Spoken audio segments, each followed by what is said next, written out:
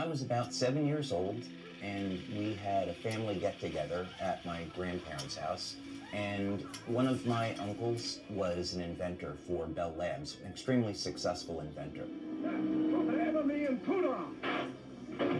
Sweet dreams, little friends. And now for the Mandarin. First, I better check my energy gauge.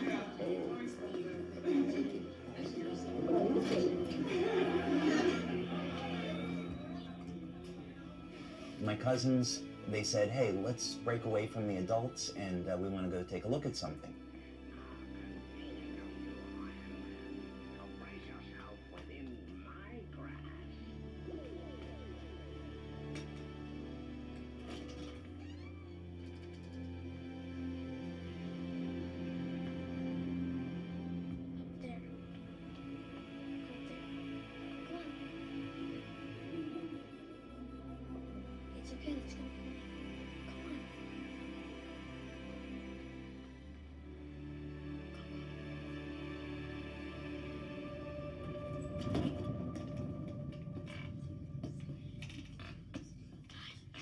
So we went up into the attic.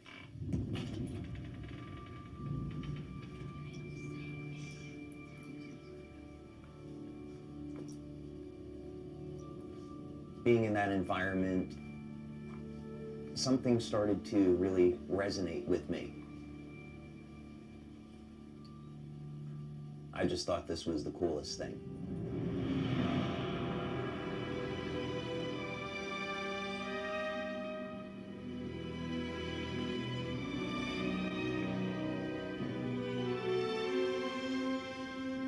And when we got up there was something covered by this blanket. My cousins took the blanket off, and I saw this incredible machine. It had all of these tubes, electronic controls, dials, and I was immediately fascinated.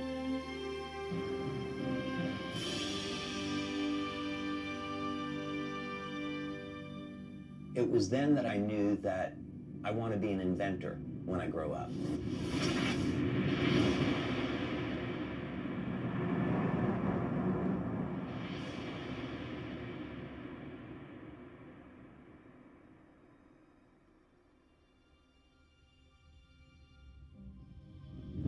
My name is David Schmidt. I am a husband, father, inventor, and the CEO and founder of LIFEWAVE.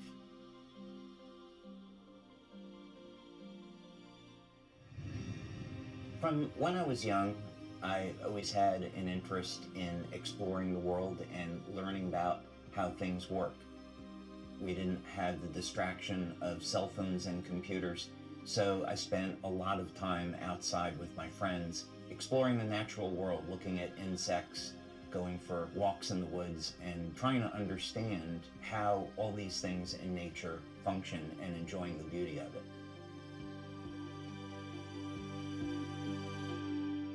So we've asked science to tell us who we are. We have an answer, and many scientists are not comfortable with where that answer is leading. The origin of life problem is, I think most scientists today claim that that is the most difficult problem, and we still face it. Sometimes people talk about, well, we could create life in the lab, but in that case, it's usually an intelligent design explanation because you have the scientists with their intelligence, bringing together chemicals, not that they find in nature, but from a chemical supply company, and then putting them together in some very intentional way. Science is arriving at the place where our ancestors invited us to begin. And that is with the understanding that we are part of, rather than separate from, the world around us. Could it be that who or whatever is responsible for us left us a message? If this is true, where would we look for proof? God has left his fingerprint in nature and in natural design. And by studying nature with this perspective, we can unlock some secrets that have been hidden. The DNA is thought of as a reservoir or a repository of information, but actually it's much, much more than that. there's a message encoded into the DNA of all life. What it says is that the elements that make us who we are not random. And as we begin to embrace what that means, that we're part of everything that we see happening in the world, it gives new meaning to what it means to be human. Not only are we more than the product of random processes, we are designed to interact with the world around us as well as the world within us. In our DNA, there is actually a link to the ether where light is emitted. Light is information. We are constantly receiving information and transmitting information into the world around us, into the field around us. Light, as it turns out, is the primary control mechanism for everything else that happens in the body.